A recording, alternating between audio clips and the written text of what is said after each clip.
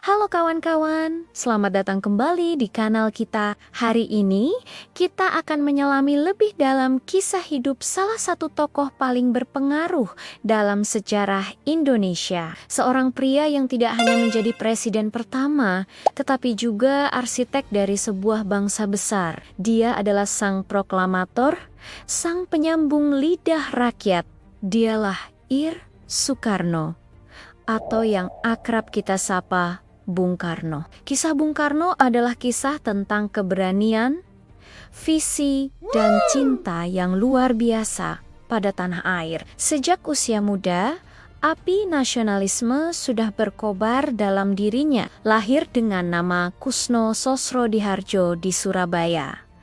Soekarno kecil tumbuh di tengga-tengga gejolak zaman, di mana bangsanya masih berada di bawah cengkraman kolonialisme. Namun, di dalam dirinya tumbuh sebuah obsesi tunggal yang akan mendefinisikan seluruh hidupnya, Indonesia merdeka. Soekarno bukan sekadar seorang politisi. Ia adalah seorang intelektual dan pemikir ulung. Ia menyadari bahwa untuk menyatukan Nusantara yang terdiri dari ribuan pulau, ratusan suku, dan beragam keyakinan, diperlukan sebuah gagasan besar. Maka, ia mempelajari berbagai ideologi dunia, dari nasionalisme, Islam, hingga Marxisme. Dari perenungannya, inilah lahir konsep Nasakom, sebuah upaya untuk menyatukan kekuatan-kekuatan besar di Indonesia saat itu.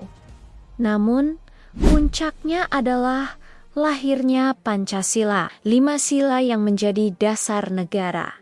Bintang penunjuk arah yang menyatukan segala perbedaan di bawah satu panji kebangsaan. Kekuatan terbesar Soekarno terletak pada lidahnya. Ia adalah seorang orator ulung, seorang maestro panggung yang mampu membakar semangat jutaan jiwa hanya dengan kata-kata. Pidato-pidatonya bukan sekadar rangkaian kalimat, melainkan ledakan emosi yang mampu menggetarkan hati, menyatukan yang terpecah, dan menanamkan keberanian di hati rakyat yang tertindas. Di hadapan massa, suaranya menggelegar, menantang kolonialisme, dan membangkitkan harga diri sebagai sebuah bangsa. Ia benar-benar menjadi penyambung lidah rakyat, menyuarakan apa yang ada di dalam hati sanubari seluruh bangsa Indonesia. Tentu saja, perjuangan ini tidak datang tanpa harga. Keberaniannya menyuarakan kemerdekaan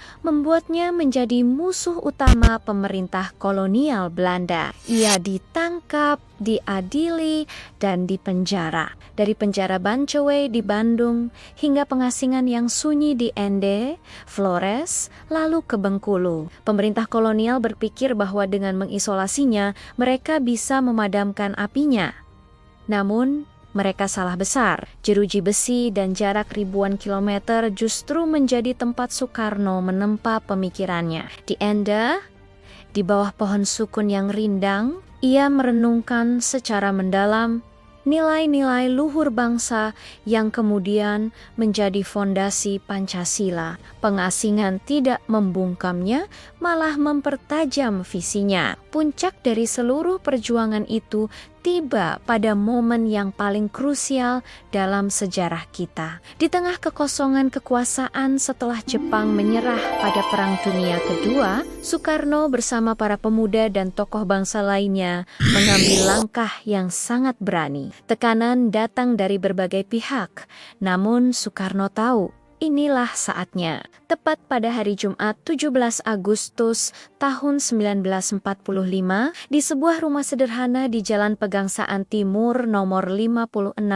Jakarta, ia berdiri tegak dengan suara yang bergetar menahan gejolak emosi, namun tetap tegas dan penuh keyakinan.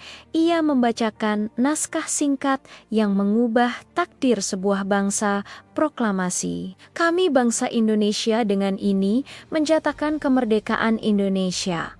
Momen itu, detik-detik pembacaan teks proklamasi, bukan hanya sebuah pengumuman politik. Itu adalah kulminasi dari pengorbanan darah, keringat, dan air mata para pahlawan selama berabad-abad. Itu adalah fajar baru bagi sebuah bangsa yang telah lama tertidur dalam kegelapan penjajahan. Soekarno telah berhasil menyambung lidah seluruh rakyat Indonesia, menyatukan aspirasi mereka dalam satu pekik.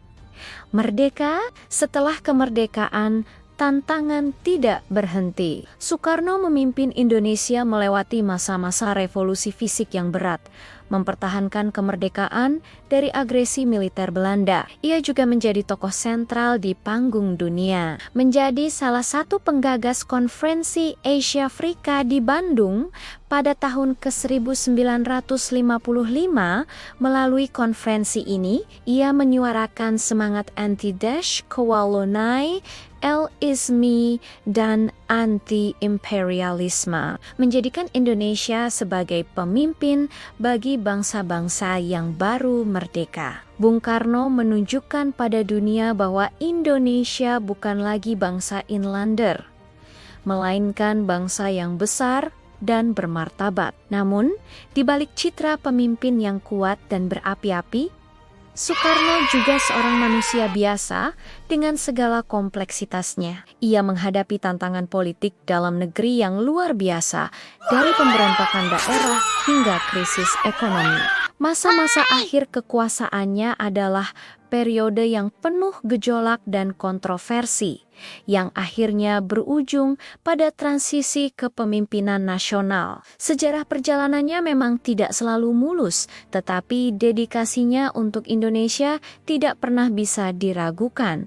Lalu, apa warisan terbesar Bung Karno bagi kita hari ini? Bukan hanya gudang-gudang megah atau monumen yang ia bangun, bukan hanya kemerdekaan fisik yang kita nikmati. Warisan terbesarnya adalah api semangat dan keberanian untuk bermimpi. Ia mengajarkan kita untuk tidak pernah minder sebagai sebuah bangsa. Ia menanamkan kebanggaan menjadi orang Indonesia. Ingatlah selalu salah satu kutipannya yang paling terkenal, "Bermimpilah setinggi langit. Jika engkau jatuh, engkau akan jatuh di antara bintang-bintang." Kalimat ini bukan sekadar kata-kata mutiara. Ini adalah sebuah filosofi, sebuah panggilan bagi kita semua, generasi penerus bangsa, untuk tidak pernah takut memiliki cita-cita yang besar. Soekarno dan para pendiri bangsa telah membuktikan bahwa kemerdekaan yang dulunya hanya sebuah mimpi bisa menjadi kenyataan karena diperjuangkan dengan segenap jiwa dan raga. Kini, giliran kita adalah pewaris api perjuangan Bung Karno.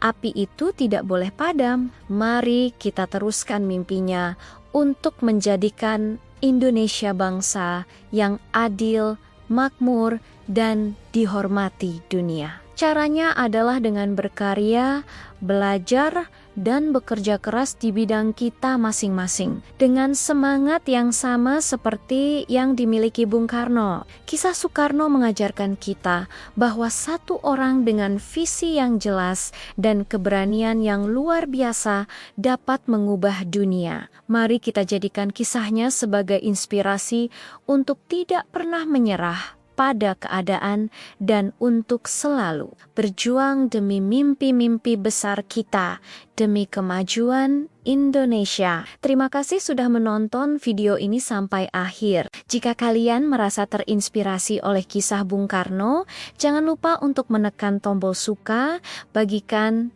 video ini ke teman-teman kalian, dan tentu saja subscribe kanal ini agar tidak ketinggalan kisah-kisah inspiratif lainnya. Tulis di kolom komentar apa kutipan Soekarno favoritmu yang paling membakar semangatmu. Sampai jumpa di video berikutnya. Merdeka!